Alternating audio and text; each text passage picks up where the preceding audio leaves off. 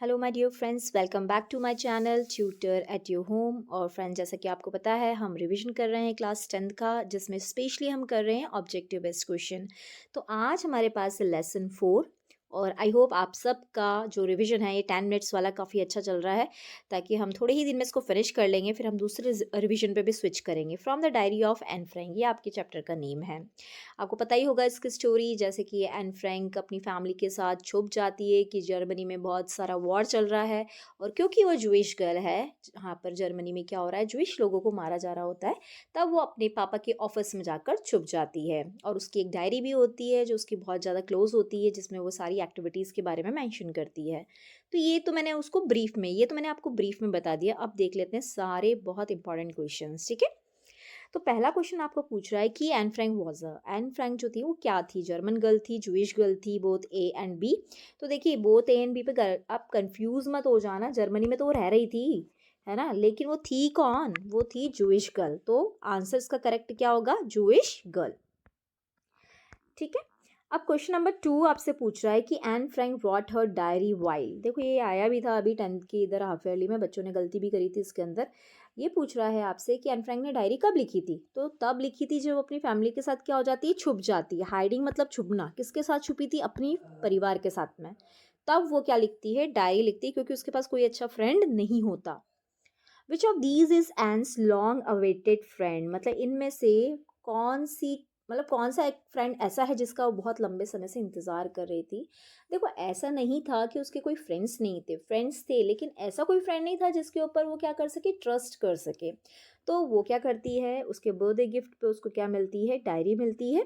तो उस डायरी को ही वो अपना क्या बना लेती है, दोस्त बना लेती है। वो उसे ऐसा लगता है कि डायरी पर, पन्नों पर ज़्यादा अच्छा होगा मेरी फीलिंग्स को बताना, कि बजाय मैं किसको बताऊँ, किसी किसी व्यक्ति को बताऊँ, है ना। उनको लगता था कि पेपर में ज़्यादा पेशेंस है और लोगों में पेशेंस नहीं है, वो सुनते नहीं हैं, हमारी हमारी फीलिंग्स को नहीं समझते। लेकिन पेपर जो है वो काफ़ी अच्छे से हमारी फीलिंग्स को एब्जॉर्व कर लेता है अपने अंदर, इसलिए उनको डायरी ज़्यादा अच्छी लगती थी लिखना। Which of these names did Anne give to her diary, क्या नाम दिया था, किटी, ठीक है, ये याद रखना, किटी उसकी डायरी का नेम था।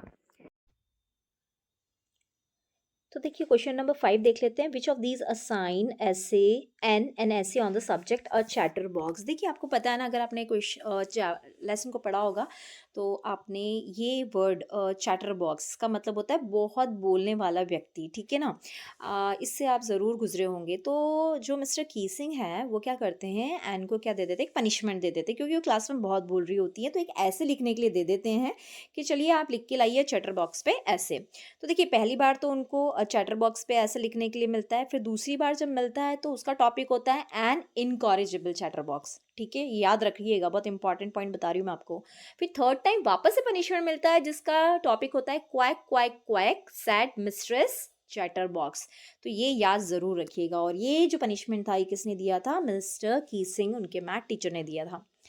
And decided to write a diary because, Anne ने क्यों डिसाइड किया कि उसको डायरी लिखनी है, क्योंकि उसके पास कोई क्लोज फ्रेंड नहीं था, है ना। एंड डाइड बिकॉज ऑफ, किस चीज़ की वजह से उनकी डेथ हो जाती है, तो उनको एक बीमारी हो जाती है, टाइफस, ठीक है। इनको एक फीवर हो जाता है, एक तरह का फीवर ही है ये। उस समय इसका ज़्यादा कुछ अच्छा इलाज नहीं होता था, तो इस बीमारी से वो मर जाती हैं।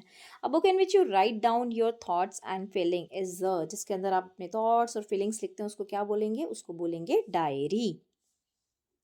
विच of these is true about an. देखो, ये 4 पॉइंट दिए, यहाँ पर पूछा है आपसे कि ये चारों में से कौन सी बात सही है एन के बारे में। She was outspoken, she was careless, she was reserved, she was rude. नहीं, देखिए भाई, वो तो बहुत स्ट्रेट फॉरवर्ड बोलने वाली लड़की थी, तो बहुत आउट स्पोकन थी, वो क्लियरली अपनी बातों को रखती थी। जब मिस्टर की सिंह उसको बोलते हैं कि आपको चैटर बॉक्स के ऊपर ऐसे लिखना है, तो वो बहुत अच्छे और बहुत ही क्लियर स्टेटमेंट्स के अंदर लिख के लेके आती है। वो ये बताती है कि स्टूडेंट का तो ट्रेट होता है बोलना, है ना, तो कोई कैसे चुप रह सकता है, एक स्टूडेंट कैसे चुप रह सकता है, क्योंकि this is also a kind of trait, है ना। ट्रेट मतलब एक पर्सनालिटी का पार्ट है ये, तो इतना क्लियरली वो जवाब देती है। तो she was outspoken. Mister Keesing asked Anne to write an essay as, तो किस तरह से दिया था उनको, उनको एज अ पनिशमेंट ये मिला था, है ना। चलिए, who was mister Keesing, mister Keesing कौन थे, मिस्टर कीसिंग कौन थे, उनके टीचर थे, हर टीचर।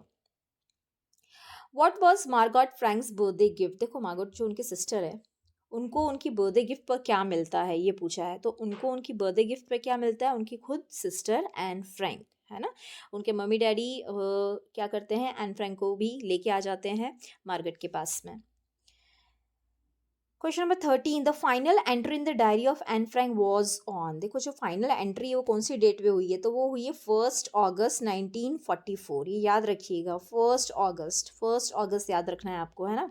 ये पीछे तो आपको शायद सेम दे देंगे कंफ्यूज करने के लिए, लेकिन 1 अगस्त हमको ध्यान रखना है ना।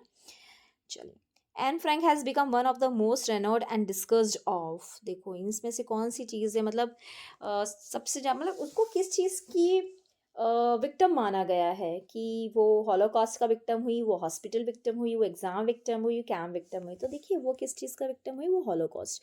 हॉलोकॉस्ट का मतलब होता है एक तरह का बर्बादी। और यहाँ पर किस चीज़ की बर्बादी हो रही थी, जब जर्मन्स जो थे वो अटैक कर रहे थे जूइश पीपल पे।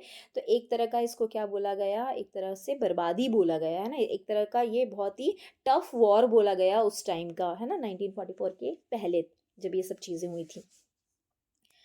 चलिए, Anne Frank stayed at Montessori nursery school until she was. देखो ये पूछ रहा है कि मॉन्टेसरी मतलब जहाँ पर छोटे बच्चे जाते हैं, उस स्कूल में कब तक, कितने साल की थी तब तक वो वहाँ पर रुकी, है ना। वो 6 साल की थी जब तक वहाँ पर थी, है ना, मतलब 6 ईयर तक वहाँ पर पढ़ी हैं वो, है ना। जब 3 ईयर्स में उनको अगर स्कूल में डाला था तो सिर्फ 6 ईयर्स तक ही वहाँ पर पढ़ाई करी उन्होंने, उसके बाद वो स्कूल छोड़ के चली जाती हैं। सो ये 15 क्वेश्चन मेरी तरफ से थे आपके लिए, जो मुझे लगता है बहुत ज़्यादा इम्पॉर्टेंट है। और इसके अलावा आपको क्या है, वो तो पढ़ना ही है, बुक तो पढ़ना ही है। एक स्टेटमेंट बहुत ही अनोखा है जो जिसके अंदर बोला गया है कि paper has more patience more patience than people. ये पूछा जा सकता है आपको कि ये स्टेटमेंट किसका है। ये स्टेटमेंट है एन फ्रैंक का। उनका कहना है कि भैया मैं डायरी इसलिए लिख रही हूँ, मुझे ऐसा लगता है कि लोग नहीं हमारी बातें सुनेंगे और समझेंगे, लेकिन एक जो पेपर है या पन्ना है वो मेरी बातों को ज़्यादा अच्छे से एब्जॉर्व कर पाएगा, और उसके अंदर ज़्यादा पेशेंस है, सब्र है उसके अंदर मेरी बातों को, मेरी फीलिंग्स को समझने का।